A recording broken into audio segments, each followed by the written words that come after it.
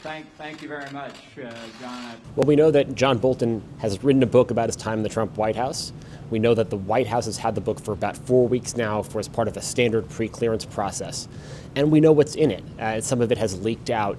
John Bolton providing his firsthand account of his conversations with President Trump surrounding Ukraine military assistance, where John Bolton says that the president told him back in August that he wanted to withhold Ukraine military assistance until it cooperated with investigations into his political rivals, directly contradicting the arguments put forward by the president's legal team on the Senate floor.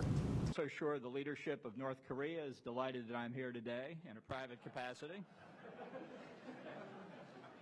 Well, obviously, this has, been a surprise revelation in this Senate impeachment trial, which seemed to have been sort of coasting towards the conclusion that would have likely ended without witnesses. Now that is a real open question. You're seeing some wavering from Republican senators and some real tensions, and whether or not that will actually happen. That has been the Democratic priority since this trial started, to have witnesses like Bolton and Mick Mulvaney come forward and testify under oath.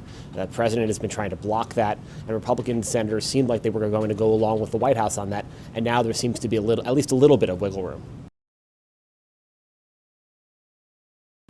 Well, there are two parallel tracks. One is going to be the White House effort to try to block John Bolton. There are indications from the White House that they are going to try to invoke executive privilege or other national security prerogatives in trying to block John Bolton's testimony here, and that could find its way, winding its way through the courts, or not. It sort of depends. This is a political issue. Some of this has really, this sort of confrontation between the White House and a Senate Court of Impeachment has really never been tested before.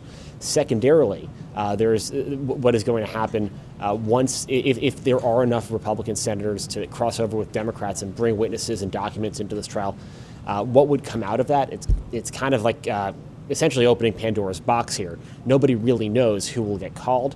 We've seen indications from some Republicans that they would resist calling the Bidens in as the president would like to, or the intelligence community whistleblower.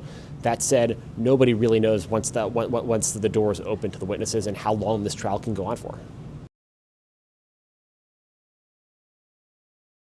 It really could go on for a few weeks.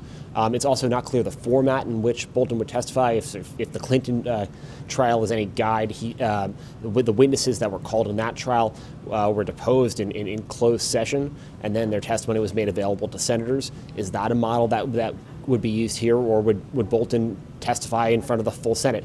We don't really know the parameters of that debate yet, and we won't really get a sense of where the senators are on that until those votes later this week. Momentarily, but if you can keep your seats as our speaker leaves, that would be much appreciated.